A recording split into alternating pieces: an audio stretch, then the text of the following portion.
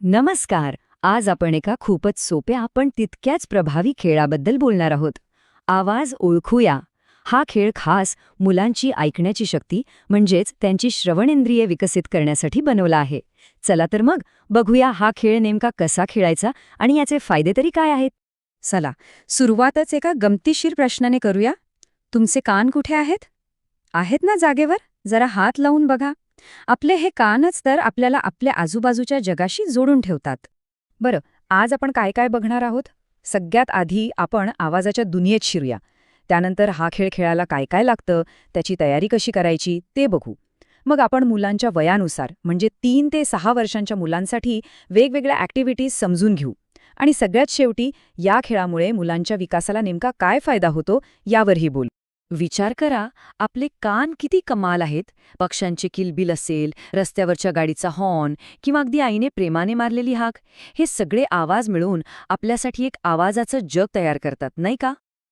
तर मग ही जी ऐकण्याची आपली सुपर पॉवर आहे ना, तिला अजून मजबूत करण्यासाठी आपण एक मस्त खेळ खेळणार आहोत.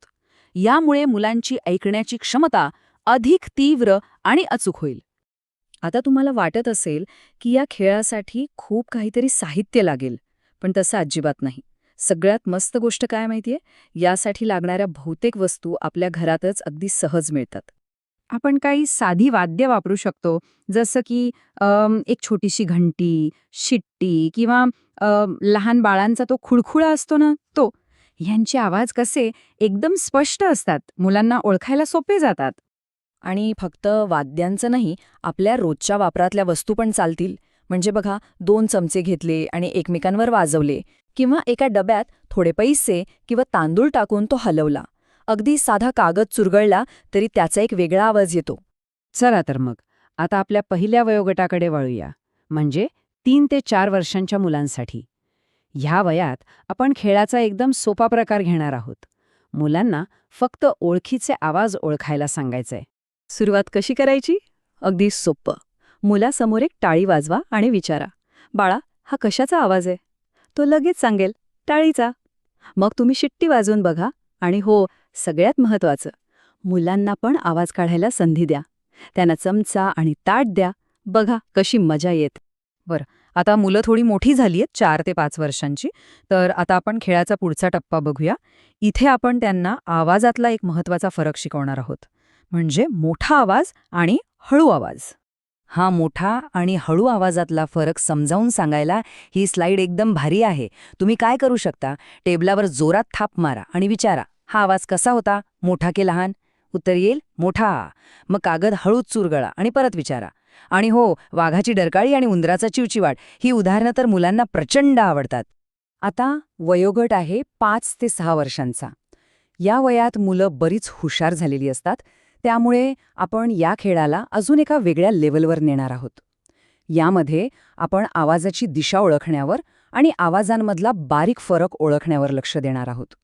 ह्या टप्प्यातला पहिला खेळ आहे दिशा ओळखण्याचा. आणि त्यासाठी आपण मुलाला एकच साधा प्रश्न विचारणार आहोत, आवाज कुठून आला? हा खेळ खूपच इंटरेस्टिंग आहे बरं का. मुलाच्या डोळ्यांवर हळुवारपणे एक पट्टी बांधा आणि त्याला खोलीच्या मधोमध उभं करा. आता तुम्ही खोलीच्या एका कोपऱ्यात जा आणि टाळी वाजवा. मग त्याला विचारा की कोणत्या दिशेने आवाज आला ते बोटाने दाखव.